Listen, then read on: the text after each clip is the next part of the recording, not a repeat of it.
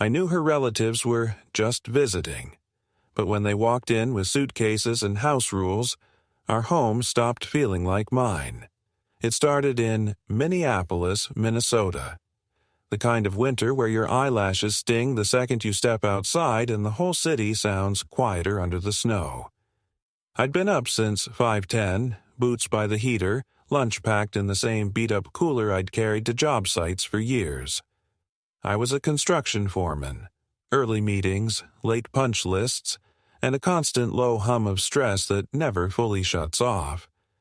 The only thing I used to count on was coming home to a warm kitchen and my wife, Ava, moving around in her soft socks like our apartment was a safe place. That week, it wasn't. Ava had been on the phone a lot. Short calls, clipped sentences, the kind of, okay, I'll handle it, voice that told me she was already carrying something heavy. When I asked what was going on, she kept it light in that way that isn't light at all. "It's just my family," she said, forcing a smile that didn't reach her eyes. "They need a few days. That's it." A few days. That's what she promised while she wiped down the counter like the countertop had personally offended her. We lived in a modest 2-bedroom. One room for us, one room we'd turned into an everything room, a futon, a stack of folded laundry that never stayed folded, and medical supplies for Ava's dad. That was the part nobody on the outside really saw.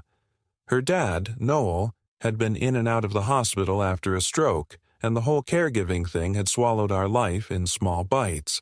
Pill organizers, appointments, insurance calls, the quiet dread of, is this covered, and what if it gets worse? Ava was Filipino-American, and caregiving wasn't treated like a choice in her family. It was treated like gravity. If you tried to float, you got pulled down. So when she said her relatives were coming, I didn't argue. I told myself I was being a good husband. I told myself it was temporary. I told myself a lot of things. On Wednesday, I left the site around 6 with my shoulders aching and a stale coffee taste on my tongue. The streets near our building were slick, the kind of ice that looks harmless until you're already sliding. I walked in with a bag from Target, paper towels, cough drops, a new set of batteries, and before I even got my jacket off, I heard voices I didn't recognize, loud and confident, like they'd paid rent here. Ava's Aunt Maribel stood in our living room, coat still on, waving her hands as if she was directing traffic. Next to her was Ava's cousin, Jessa, younger, sharp-eyed, already scanning our space. And behind them, half hidden, was Ava's older sister, Lainey, holding a rolling suitcase like she was moving in, not visiting. "Ayo, you must be—" Maribel started, and then she didn't wait for my name. "Thank you for letting us come. We're here to help." Help. That word hit my chest weird. Ava appeared from the kitchen like she'd been summoned, hair pulled back tight, face tense. She stood on the right side of the room near the counter, gripping her phone with one hand like it was an anchor. Her eyes flicked to me, quick, apologetic, almost pleading, and then away. I set the Target bag down. The batteries rolled slightly on the table like they were trying to escape. "Hey," I said carefully, "you all just got in?" Lonnie nodded, not smiling. We drove through the night. It was faster than dealing with flights. Maribel clapped her hands once. "Okay, first we need to talk about Noel's schedule. Second, the apartment needs to be arranged better. Too much clutter. It's not good for healing." Our apartment, arranged better. I looked at Ava. She gave me a tiny shrug that said, "Please don't start a fight. Not tonight." And I didn't. Not then. But something shifted, quietly, like a deadbolt turning. They took over the space in an hour. Maribel moved our mail into a neat stack like she'd been waiting for permission her whole life. Jessa opened cabinets without asking. Lonnie claimed the everything room for herself, because it's easier if I'm close to the supplies. I stood there with my jacket still on, watching a new system install itself over my life. Later that night, after everyone finally settled, Ava and I ended up in the kitchen, the only room with a door we could close. She leaned against the fridge, arms folded tight, eyes glossy with exhaustion. "They're not staying long," she whispered, like the walls could report back to her family. "How long is not long?" I asked. Ava's jaw clenched. "A week. Maybe." "Ava," I tried to keep my voice low. "A week is long when nobody asked me." Her eyes flashed. "I didn't have time to negotiate. My dad needs us." "I'm not arguing about your dad," I said. "I'm arguing about them." Her phone buzzed. She glanced down fast, thumb moving like she was swiping something away. The screen reflected on her face for half a second, bright, cold, and then it was gone. I felt a small, sharp prickle in my stomach, but I pushed it down. I was tired. I was paranoid.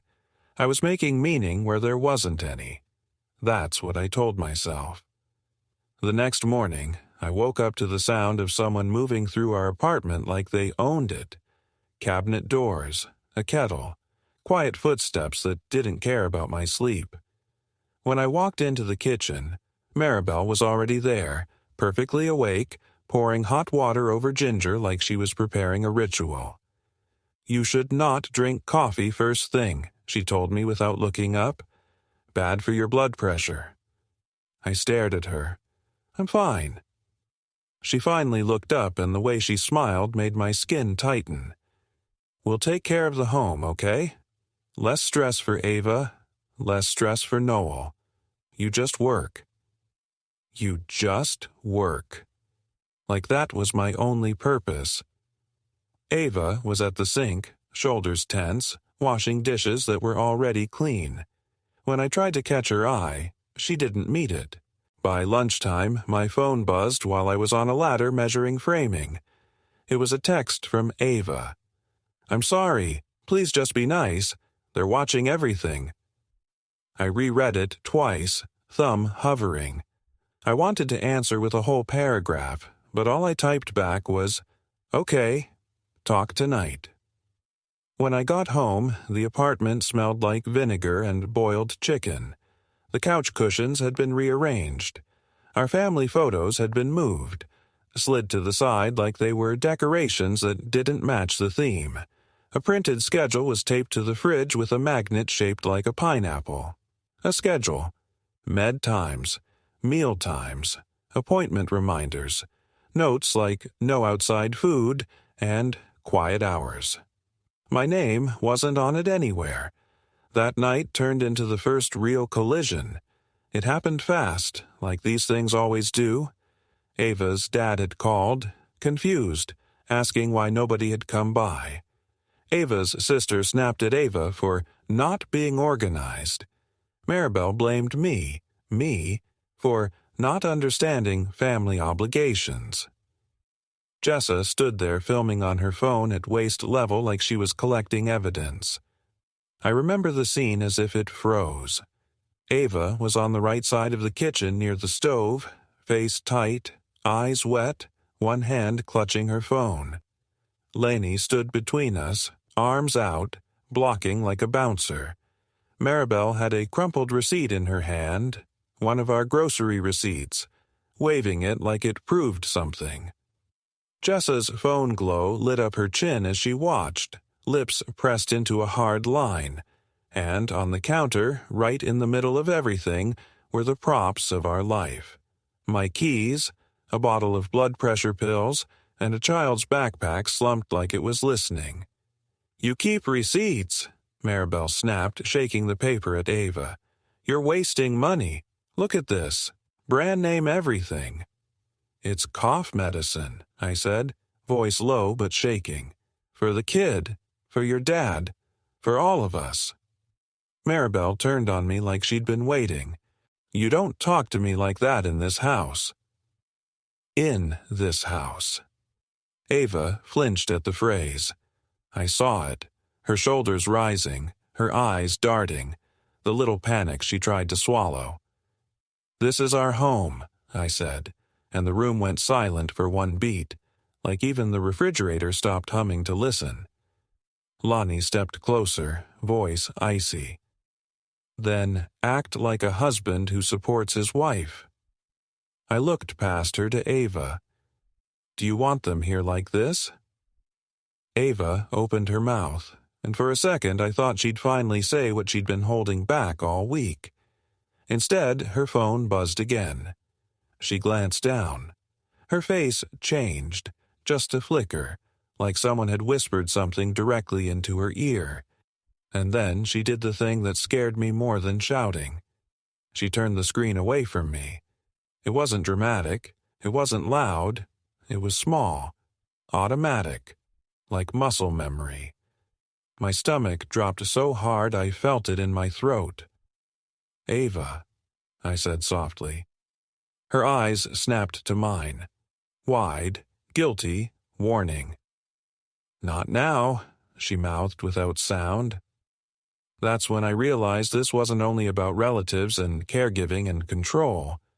There was something else in the room with us, invisible and sharp, and it already had Ava's attention.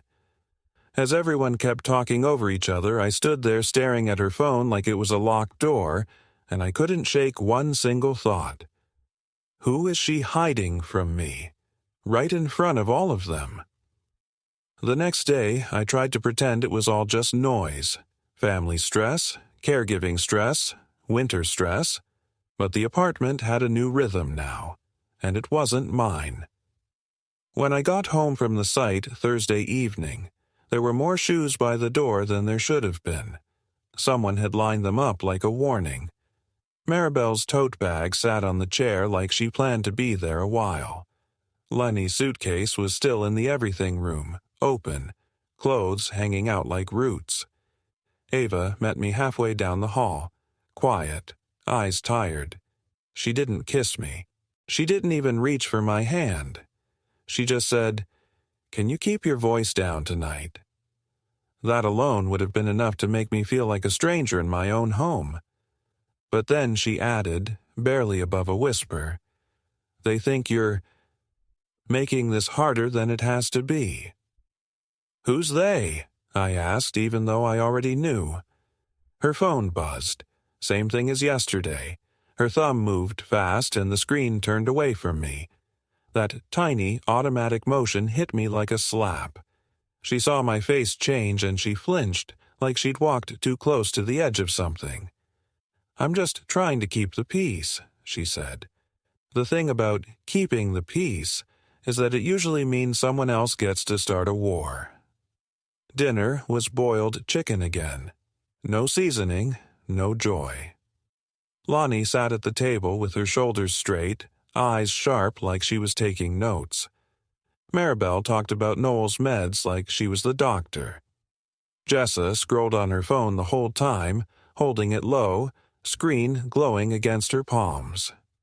Ava ate quietly, barely chewing, her gaze fixed on the plate like the plate could protect her. I tried. I actually tried. I asked polite questions. I offered to drive Noel's supplies over the weekend. I even said, "If you need anything, tell me," which tasted like pride swallowing itself. Maribel smiled like she'd won something. "We need structure," she said. "That's what we need." Then she slid a piece of paper across the table toward me. It was a new schedule, updated, rewritten, printed like a contract. The pineapple magnet held it in place like a judge's gavel. At the bottom, in tidy handwriting, was a line that made my stomach tighten. "No guests without approval." I looked up. Guests? Lonnie's gaze didn't blink. People come over. Friends. It's distracting. "It's my apartment," I said before I could stop myself.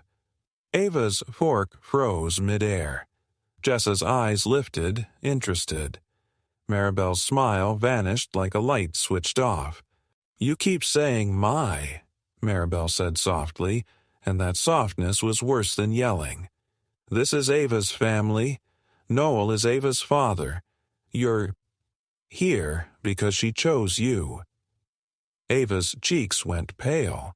She stared at the table, throat working like she was swallowing something sharp. I wanted to say, "She chose me," like it was a shield. But then Ava's phone buzzed again, and Ava, without thinking, did it again, tilted the screen away, pressed it close to her body like she was hiding a wound. The room went quiet for a second, and in that quiet, I felt something cold spread through me. Later that night, I tried to talk to her in our bedroom with the door shut. The hallway light leaked under the door like a line we weren't allowed to cross. "What is going on with your phone?" I asked. I kept my voice low, but I could hear the strain in it anyway. Ava's face tightened. "Nothing." "That's not an answer." She rubbed her forehead like she was trying to erase the conversation. "I'm overwhelmed. My dad's struggling. My family is breathing down my neck. Can you please not make this about—" "About what?" I cut in. Ava's eyes flashed, and for the first time in days I heard heat in her voice. "About trust." That word sat between us like a broken glass. "Then don't hide things from me," I said. She stared at me for a long beat, and I thought she might finally crack open whatever she'd been carrying. Instead, she said, "You don't understand my family," and turned away like the conversation was over. That was the first quiet horror moment, realizing my wife could shut a door inside herself and leave me standing outside it, pressing my palm against something that wouldn't move. The second one happened around 2:14 a.m. I woke up because the apartment wasn't silent. Not loud either, just active. Soft voices, a low laugh, the squeak of the couch springs. I lay still, listening, heart thudding, trying to map the sound in the dark. Ava wasn't beside me. I got up slowly, like if I moved too fast, the truth would hear me coming. The hallway was dim, moonlight cut by blinds. The living room glow came from a phone screen. I stopped at the corner and saw them. Ava was on the right side of the couch, knees pulled up, one hand covering her mouth as she listened.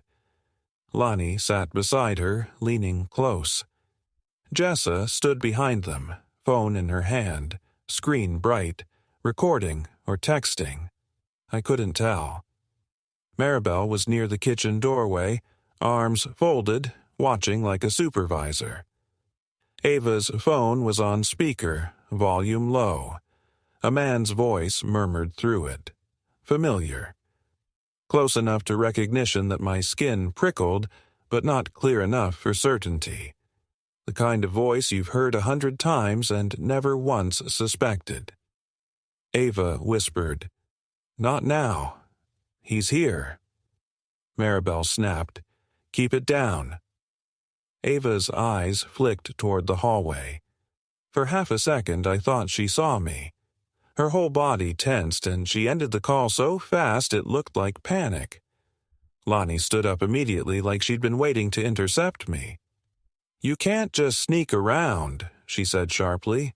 "I woke up," I said, voice rough. "Where were you? What was that?" Ava's face was pale, and her eyes were wet in a way that wasn't about her dad. She didn't answer. She just shook her head a fraction, like, "Please." Jessa lifted her phone higher, not even pretending now. "This is exactly what I mean," she said. "He's unstable." "Unstable?" I repeated, and I felt something in me shift. Something tired and dangerous. Ava finally spoke, but it wasn't to defend me. It was to control me. "Go back to bed," she said, quiet and urgent. "Please." That was the third quiet horror moment. My wife asking me to disappear so her family could keep managing the scene. The next morning, I left early, jaw clenched so hard my teeth ached. The cold outside slapped me awake, but it didn't clear my head. I kept hearing that muffled voice through the speaker, the way Ava said, "He's here," like I was an obstacle, not a husband. By midday, my phone buzzed while I was checking a delivery order. It wasn't Ava. It was my best friend, Nate. "Yo, you good? Haven't heard from you. Call me."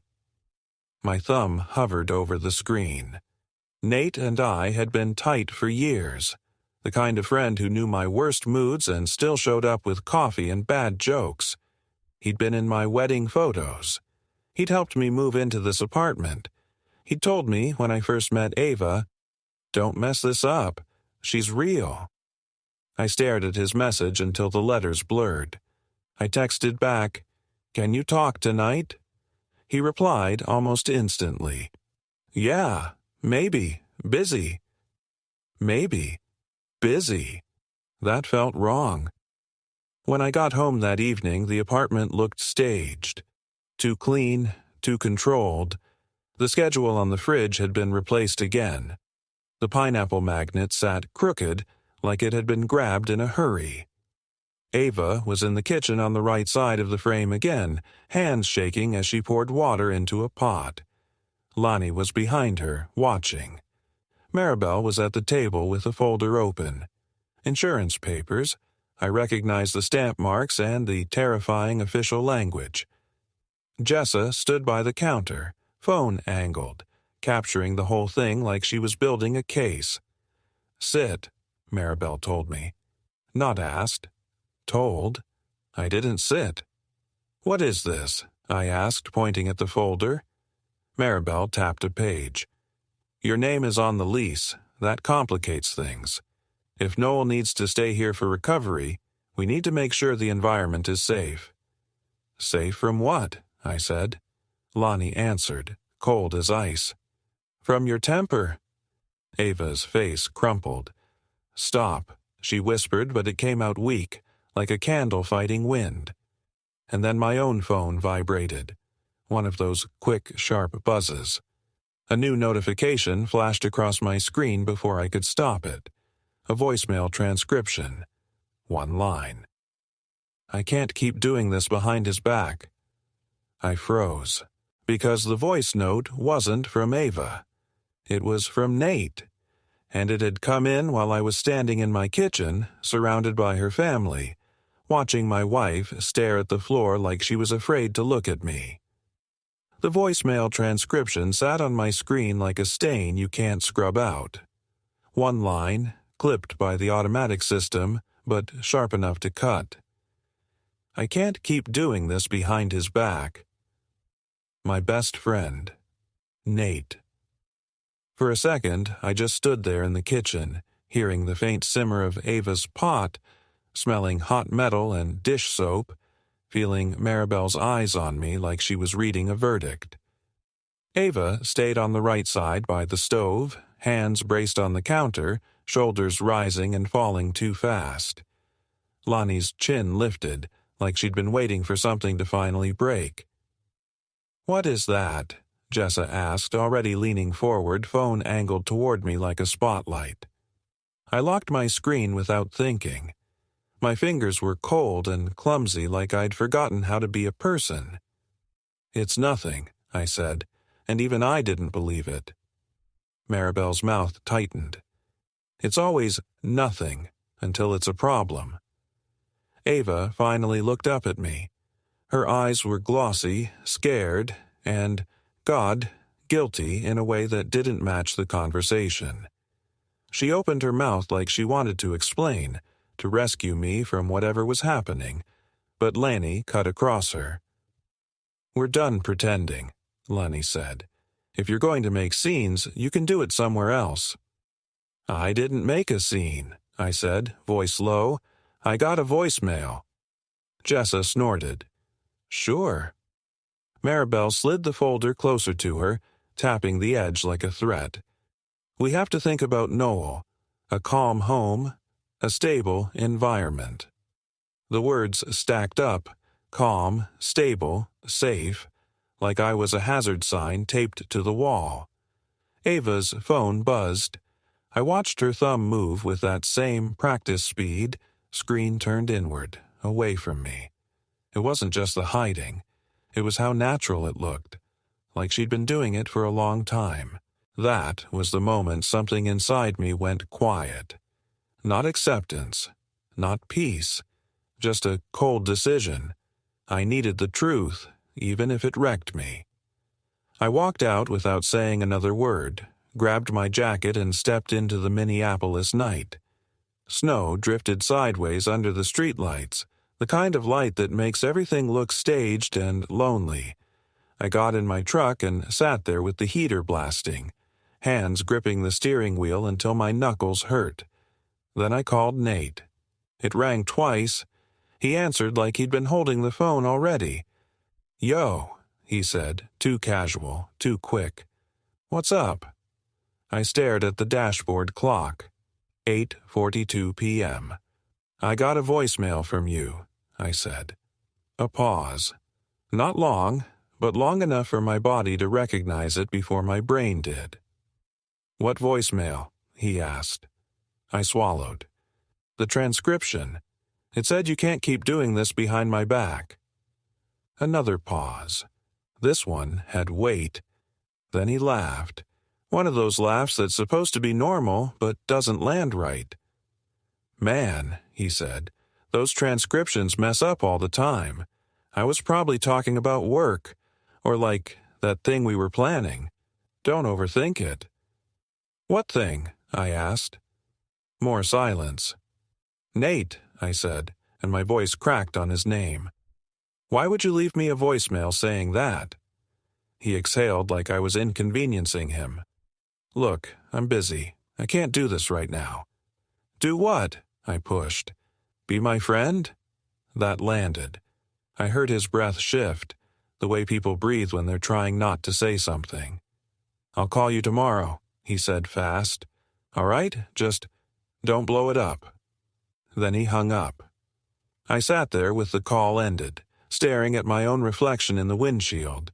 Tired eyes, stubble, the face of a man who suddenly didn't know what his life was.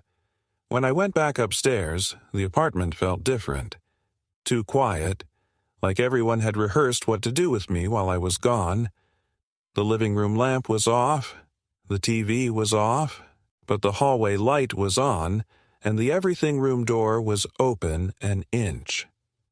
Ava stepped out of our bedroom, moving carefully like she was approaching a skittish animal. "Can we talk?" she whispered. Behind her, I saw Lonnie in the hall, arms crossed.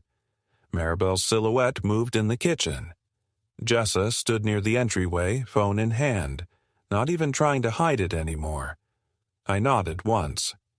"Yeah, we can talk." Ava led me into the bedroom and closed the door, but I could still feel them outside it, like pressure against glass. Ava sat on the edge of the bed, hands twisting together. She looked smaller than she had in years. "I didn't tell them about Nate," she said quickly. "I swear. They see everything as a threat." "Then why did you hide your phone from me?" I asked. She flinched. "Because they're watching. They'll twist anything. That's not what I asked," I said. Her throat worked. She stared at the floor, then at the dresser, then at the wall. Anywhere but my eyes. "I don't know how to do this," she whispered. I sat across from her, keeping my voice steady on purpose. "Do what, Ava?" She shook her head. "Keep everyone from tearing each other apart." A quiet horror hit me then. Not loud, not dramatic.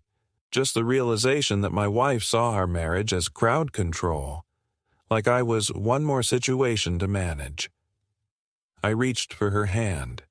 She let me touch her for a second, then pulled back like the contact burned. That's when my own phone buzzed again. A text from Nate. I didn't mean to leave that. Ignore it. I stared at the message until my eyes watered. Ava saw my face and her expression changed, panic, pure and immediate, like she knew exactly what it meant. "You're texting him," I said softly. Ava's lips parted. No words. I held up my screen. Why is my best friend telling me to ignore something he didn't mean to leave? She shook her head hard. "It's not what you think." That sentence is gasoline. It doesn't calm anything down. It just tells you there's a fire. Outside the bedroom door, I heard a faint click, like someone's fingernail tapping a screen, recording. Ava heard it too. Her eyes darted to the door. "Please," she whispered. "Not tonight. They'll use it." "They're already using everything," I said. I opened the door. The hallway froze. Here's the frame I still see when I close my eyes. Ava standing on the right side of the bedroom doorway. Hair messy, face wet, one hand lifted like she wanted to stop me. Lonnie in front of the everything room, blocking it like a guard. Maribel at the kitchen entrance holding the folder tight against her chest. Jessa by the coat rack, phone raised, screen glow lighting her cheeks, and on the floor between us all, my truck keys, a crumpled receipt, and a suitcase wheel turned toward the door like it was ready to roll. "What are you doing?" I asked Jessa. She didn't lower the phone. "Documenting," she said, calm as a surgeon. "Turn it off." Maribel stepped forward. "You can't come in here and demand things. This isn't about you." "It's my home," I said. Laney's voice was sharp. "Then act like someone who deserves it." Ava tried to speak. "Stop, please." Maribel held up the folder. "We need you to sign something." My stomach tightened. "What is that?" "A temporary arrangement," Maribel said. "Just until Noel stabilizes. It's a simple agreement that you'll give Ava space and—" "And what?" I said, stepping closer.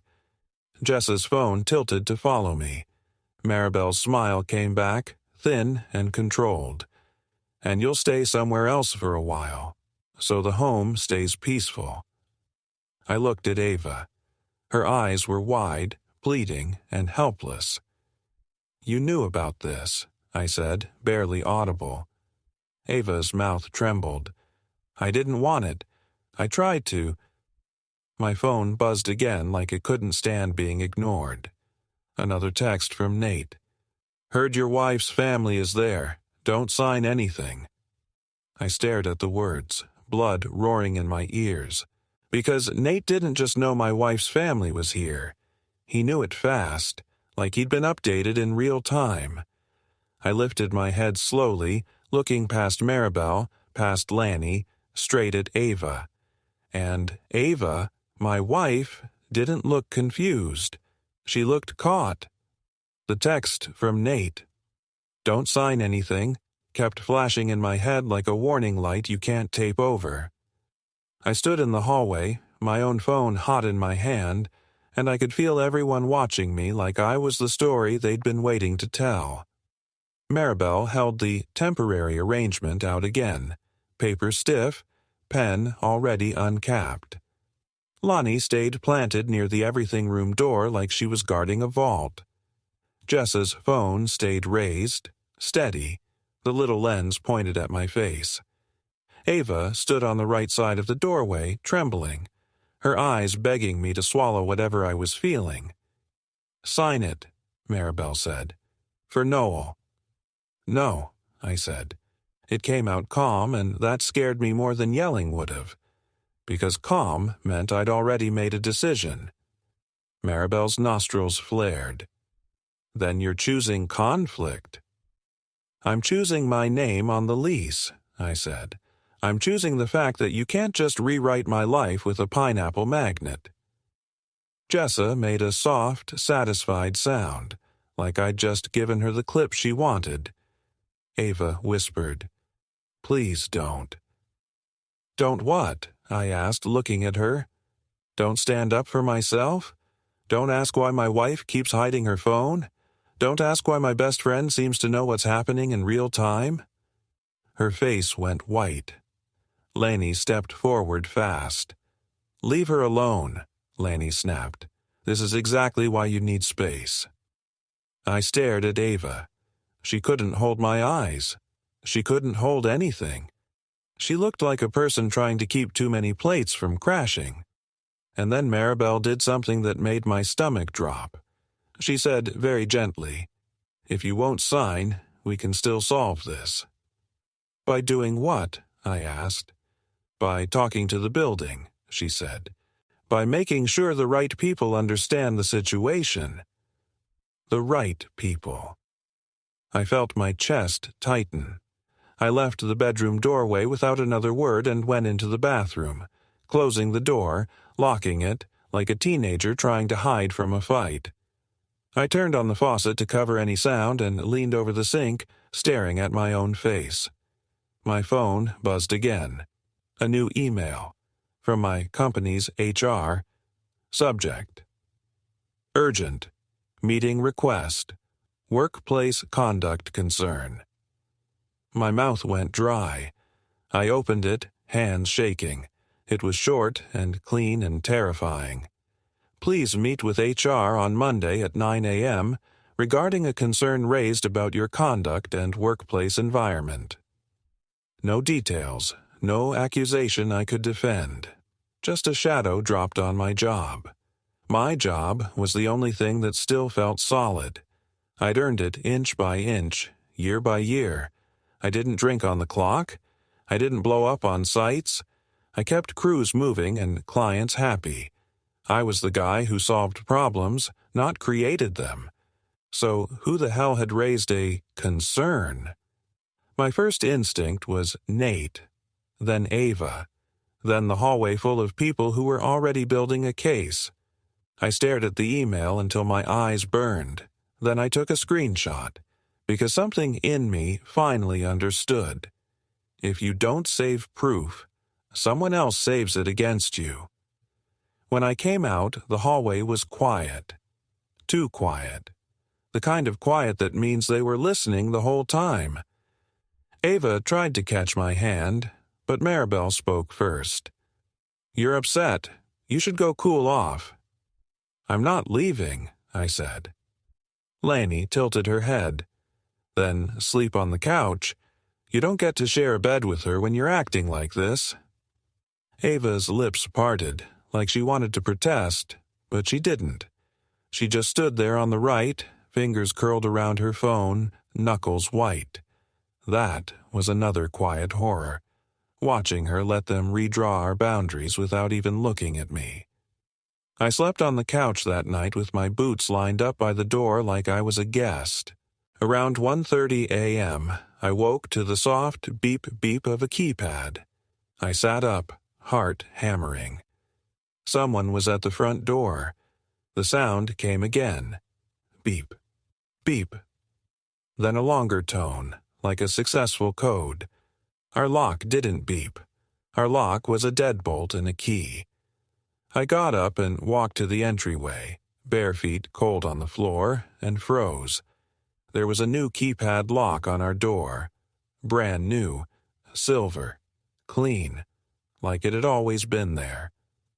On the wall above it, angled toward the hallway, was a small black camera, one of those security ones people stick up like a warning sign. No one told me. No one asked me. They'd changed the front of my life while I was asleep 5 feet away. Jessa stood there in a hoodie, phone in hand, eyes bright. Laney was behind her. Maribel hovered farther back, arms crossed, watching my reaction like she was watching a test result. Ava appeared behind them, hair messy, face drawn. She stayed to the right side of the hall, half hidden near the kitchen doorway. She looked like she wanted to say something and couldn't. "You installed a camera," I said, voice raw. Maribel lifted her chin. "For safety." "From me?" I asked. Jessa shrugged like it was obvious. "You're unpredictable." I stared at the keypad. "Who has the code?" Lonnie's smile was thin. Family. Ava's phone buzzed at that exact moment like the universe had timing. Her thumb moved fast. She turned the screen inward, away from me. I stepped closer. Ava, give me your phone. Her eyes snapped up. Fear, panic, warning. No. That one word hit harder than a slap. It wasn't about privacy. It was about allegiance. Maribel's voice softened again. Noel may need to stay here for a while. We needed a system. Something you can't override. Override. Like I was a malfunction. I felt my chest go tight, like my lungs couldn't decide if they wanted air or violence. I backed away because I didn't trust my body. I'm going outside, I said, to breathe. Good, Maribel said. Cool down. I grabbed my jacket from the hook. My hand brushed the hook where my spare key usually hung. It was gone. My spare key. The one I kept for emergencies. The one Ava and I agreed would always stay there. Gone. I stood there staring at the empty hook, and I swear I heard my own heartbeat thudding like footsteps. Outside, the air was brutal. Minnesota cold that makes your nose sting and your eyes water. I sat in my truck again, heater blasting, and I did the one thing I hadn't wanted to do all week. I called my boss. He picked up with a sigh like he'd been expecting it. I was about to call you. What's going on? I asked. He didn't answer immediately. HR got a complaint, he said carefully. From who? I asked. He hesitated, then lowered his voice. They wouldn't tell me, but they mentioned domestic instability.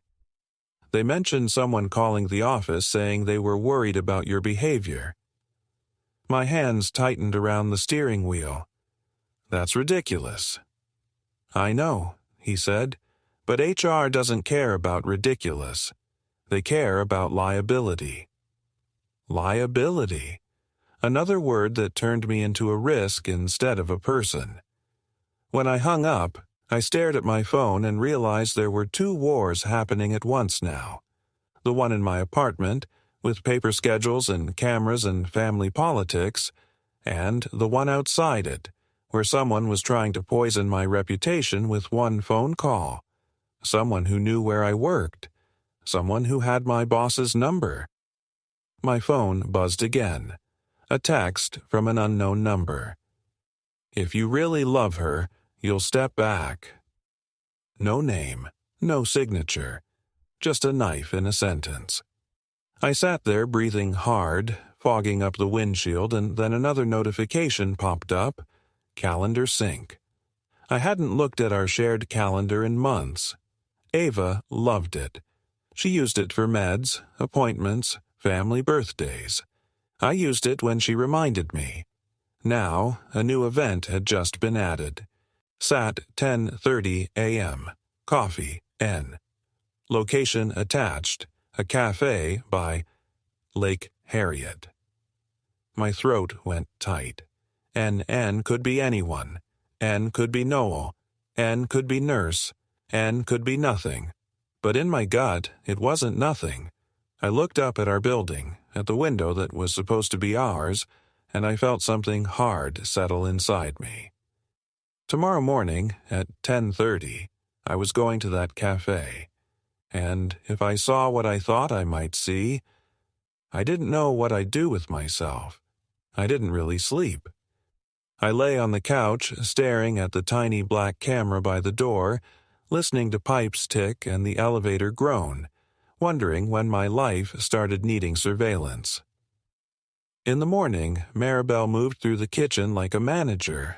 Lonnie whispered on the phone in the everything room, and Jessa paced with her phone in her hand like it was a badge. Ava barely spoke to me. She kept to the right side of the hallway, eyes down, fingers clenched around her phone, like eye contact would set off a bomb. I grabbed my jacket and went to leave, and the keypad lock beeped at me. I tried 2 codes, wrong both times. Behind me, Maribel said, "Calm? You're going out?" "For air," I said, and it came out like a confession. Jessa tapped her screen and the lock chirped open. The door swung and I hated how grateful my body felt for permission to leave my own home. I drove to the cafe by Lake Harriet because I couldn't unsee the shared calendar entry. Coffee, N. I picked a corner table and stared at my phone like it might start telling the truth if I stared hard enough. Ava walked in with her hood up. She chose a booth with her back to the wall, right side of my view, phone face down on the table. A minute later, Nate came in, scanning the room like he was worried about being seen. He slid into the booth across from her and leaned in too close, voice low, urgent. I couldn't hear words, but I saw everything else.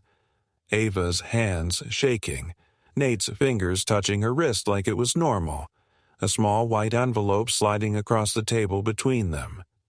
Ava pressed her fingertips to it and blinked fast like she was trying not to cry. I took a photo without lifting my phone much. My screen buzzed with a text from an unknown number. "Don't." I looked up, and my stomach dropped. Maribel stood near the counter with a cup in her hand, neat as ever. Jessa was beside her, already filming, her eyes locked on me like I was the one on trial. I stood and walked straight to the booth. Ava saw me first. Her face emptied. Nate half stood, palms out. "Bro, listen." "What is this?" I asked, staring at the envelope. "It's nothing," Ava whispered, and it sounded rehearsed. Behind me, Maribel said loudly, "For the room." He followed her. Heads turned. The cafe went tight around us. "I saw it on our shared calendar," I said. "Why is my wife meeting my best friend in secret?" Ava's eyes pleaded. "Please, not here." Nate swallowed. "Don't do this, man." He reached for Ava again, and that tiny move, like he had the right, snapped something in me. I grabbed the envelope. Ava gasped. Nate caught my forearm for a second, then let go like touching me might get him burned. Jessa's phone glow hit my face. Maribel stepped closer, cold and satisfied. On the floor near the booth, someone's coffee had spilled, creeping toward my boots like a dark stain that wouldn't stop. I tore the envelope open. Inside wasn't a love note. It was a printed email headed, "Workplace Conduct Concern, Supporting Documentation." Below, it was a still image from my hallway. My face tense, my hand pointing, Maribel framed in the kitchen doorway. My keys were visible. Lonnie's suitcase sat in the background. Jessa's phone had caught the shot clean enough to use as a weapon. Under the image, a line read, "Employee exhibits escalating domestic volatility. Concern for safety of colleagues." My mouth went dry. Nate's voice dropped to a whisper. "I didn't want it to go to HR like that."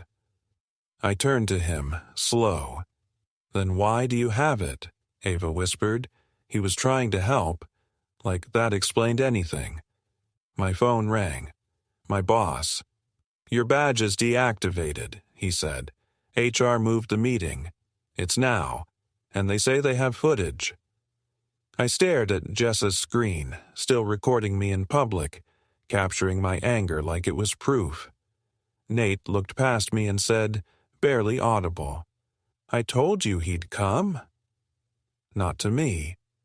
I turned and saw Lonnie stepping into the cafe, phone in hand, expression set, like she'd been called in to finish whatever this was. I walked out. Outside, the cold hit like punishment. Ava texted, "Please, just go home. They're recording everything." I drove downtown anyway. In the lobby, the badge reader flashed red and a security guard blocked the turnstile. 2 HR reps came down with my boss and a folder like a weapon. They showed me a still from the cafe, me standing over the booth, Ava crying, Nate half risen, Maribel in the background. Jessa's angle made me look huge and dangerous. They slid a form toward me. Acknowledgement, temporary suspension, a line for my signature.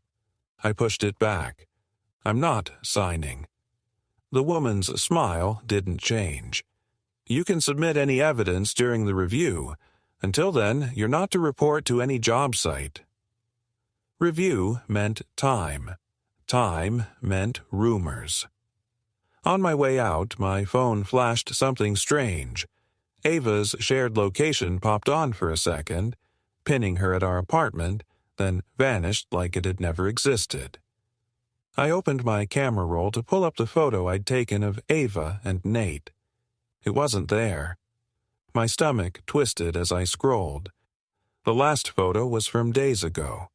My cruise materials list on a clipboard. The shot from the cafe had vanished like someone had reached into my pocket and stolen it without touching me. I drove back fast, tires humming on packed snow, heart punching my ribs. The hallway was silent. The camera was still there. The keypad glowed. I tried the only code I could guess again. Wrong. I knocked. No answer. I called Ava. It rang and rang, then clicked, except I didn't get her greeting. I got her live whisper, breathy and panicked. "I can't," she said. "I can't talk right now." And behind her, muffled through the phone, I heard a man's voice, close, familiar, saying, "Just tell him to leave." Nate. Ava gasped like she'd realized I could hear. The line went dead. I stood in front of the glowing keypad lock, my own home sealed off, and I realized the worst part wasn't being locked out.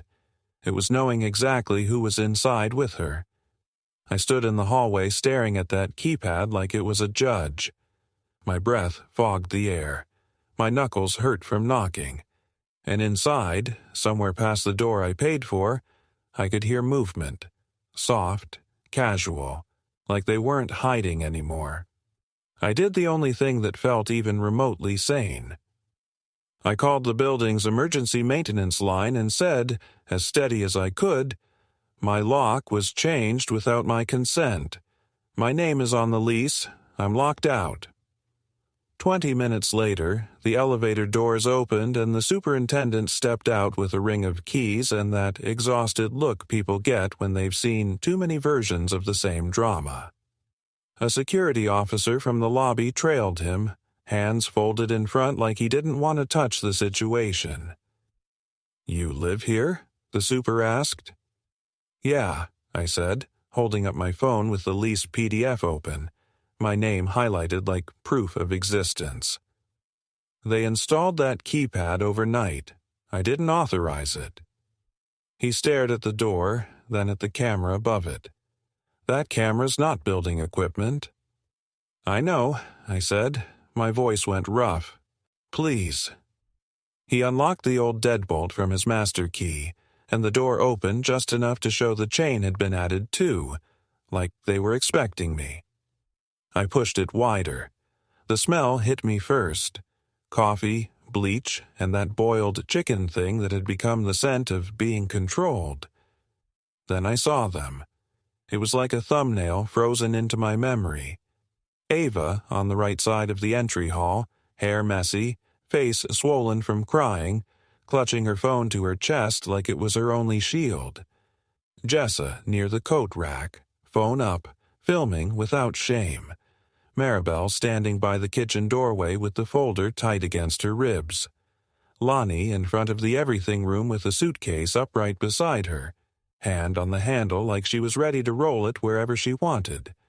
And on our coffee table, right in the middle like a prop placed on purpose, my wedding album lay open beside my keys and a crumpled receipt. And Nate, my best friend, was sitting on my couch. He half stood the second he saw me, palms up, like he was greeting a man he didn't betray. "Bro," he started. The security officer took one step inside and said, calm and flat, "This is a civil issue, but I need everyone to stay calm." Jessa's phone tilted to keep me in frame. The lens glinted like an eye. "Turn it off," I said. Jessa smiled. "No." Maribel stepped forward, voice sweet as poison. "He forced his way in." "I was let in by the superintendent," I said, and my voice sounded like it belonged to someone older. "This is my home." Ava's eyes locked on mine, and I saw it. Fear, yes. Guilt, yes, but also something else I hadn't wanted to believe. Relief that I wasn't alone in it anymore. Like part of her had been waiting for this moment to end the pretending. Nate moved closer to Ava, automatically, like his body thought it was his job. "Let's not do this in front of..." "In front of who?" I cut in. "Your audience," Lonnie snapped. "Don't talk to him like that." I stared at her. "He's in my house." Maribel lifted her chin. "He's here because Ava needed support. Because you've been escalating." "Escalating," I repeated, tasting it. "You mean reacting to being recorded, threatened, locked out, and set up at my job?" Nate's jaw worked like he wanted to say something and couldn't. Ava's phone buzzed in her hands. I saw the notification flash before she could hide it. A text preview from a saved contact name. Nate. It said, "HR has it. Stay strong. Don't let him get your phone." The room went silent in that way that isn't peace. It's the moment right before glass breaks. Ava's face collapsed. She whispered, I didn't want it like this." I looked at her, voice low. "Then tell me what it is." Maribel stepped in fast. "Ava doesn't owe you." "She does," I said, and my throat tightened. "Not because she's mine, because she's my wife." Ava's lips trembled. Her eyes slid to Maribel, then to Lonnie, then to Jessa's phone. She looked like someone standing between two fires. Nate said softly, "Ava, don't." That was the sickest part. He wasn't afraid for her. He was afraid of losing control of the story. Ava's shoulders shook once like something inside her finally snapped free. "Stop," she said, and it came out louder than I'd heard from her all week. "All of you, stop." Maribel's eyes narrowed. "Ava." Ava swallowed hard and stared at the floor like she was stepping off a cliff. "Yes," she said. "I met Nate. She squeezed her eyes shut. "I made a mistake." The words hit me, but the truth underneath hit harder. It wasn't new. It wasn't a single bad night. It was a secret with a routine. Deleted notifications, late whispers, calendar entries disguised as nothing. Nate stepped forward, voice urgent. "It wasn't supposed to hurt you like this." I laughed once, sharp and ugly. "Like this." Ava kept going because once she started, she couldn't stop. It started when my dad got worse. I felt trapped. Nate listened. He said he'd help. He said he'd protect me. Maribel cut in, cool and final. "Because you needed protection." Ava turned her head toward Maribel like she'd never really looked at her before. "No," she said. "You needed control." Laney's face flushed. "Watch your mouth." Ava's voice shook, but it held.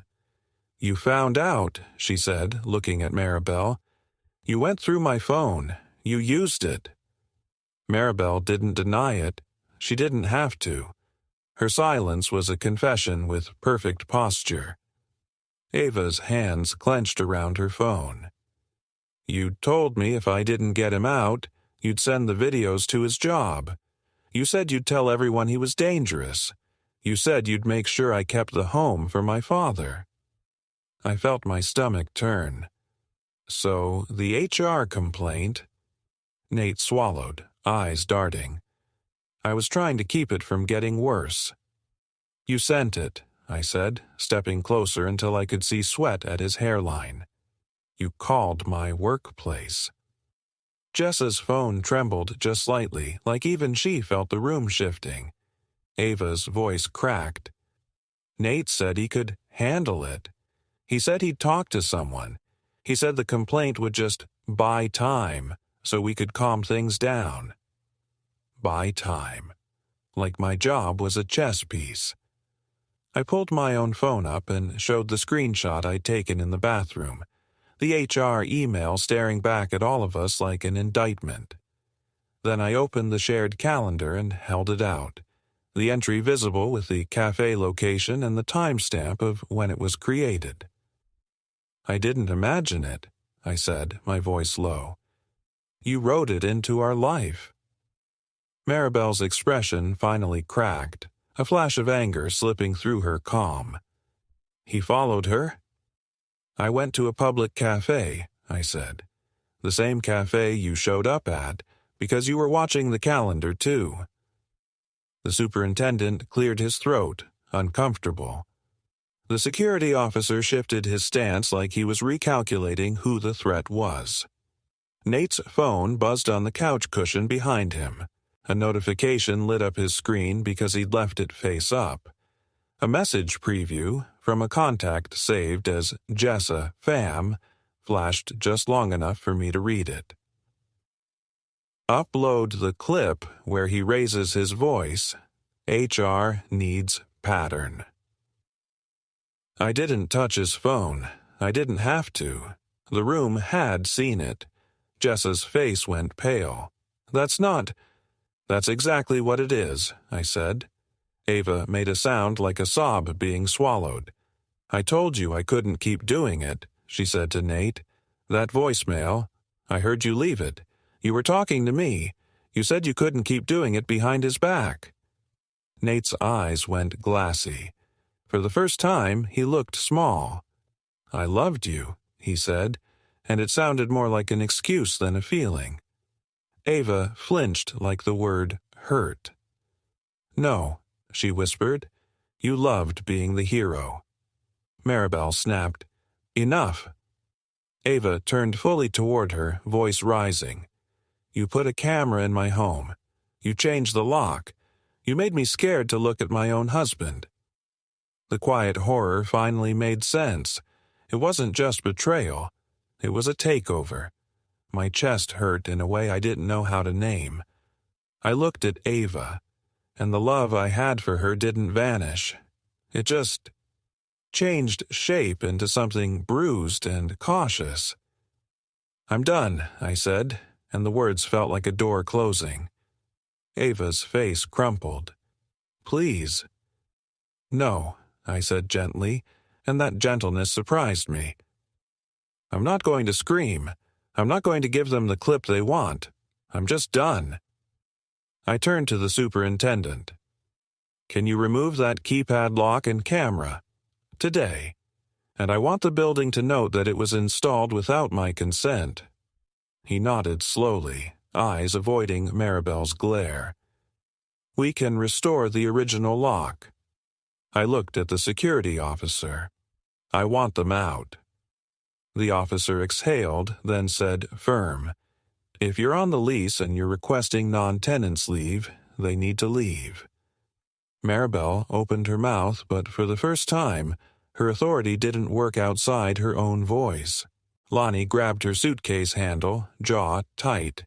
Jessa lowered her phone like it suddenly weighed too much. Nate stood there, eyes wet, hands empty. Don't do this, he said, like he still thought he had a vote. I walked to the coffee table, picked up my keys, and closed my wedding album with one hand. The sound was soft, but it felt final. Ava stood on the right side of the hall, trembling. What happens now? She whispered. I looked at her, and my throat burned. Now, I stopped letting other people write my life. When they finally filed out, Maribel first, chin high, Laney dragging the suitcase, Jessa staring at the floor, Nate last, not looking at me, I stood in the doorway with the superintendent and watched them disappear into the elevator like a storm moving away. Ava sank onto the edge of the couch and covered her face.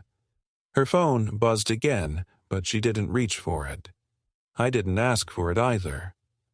I went into the bedroom, pulled a duffel bag from the closet, and started packing the things that were mine. Socks, shirts, work boots, my grandfather's watch. The small stuff, because the bigger stuff had already been taken in ways you can't fit into a bag. As I zipped the duffel, my phone vibrated with an email from HR. We have received additional media. Please do not contact any parties involved. Additional media. Jess's clips. Their pattern. I stared at it, then set my phone down and took one slow breath. This wasn't over. Not with my job, not with the lies, not with the way my name had been dragged through a story I didn't choose. But the secret, the real one, was finally out in the open.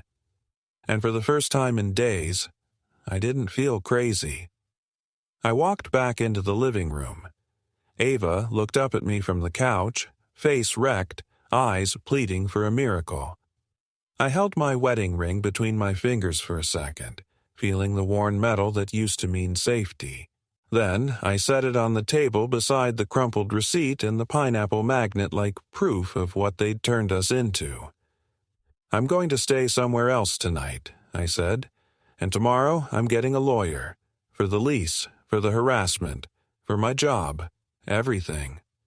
Ava's breath hitched. Can we fix it? I stared at her and the answer sat heavy in my chest. I don't know, I said truthfully, but I know I can't live in a house where love needs a code to get in. I walked out, and for the first time the door closed behind me without a beep.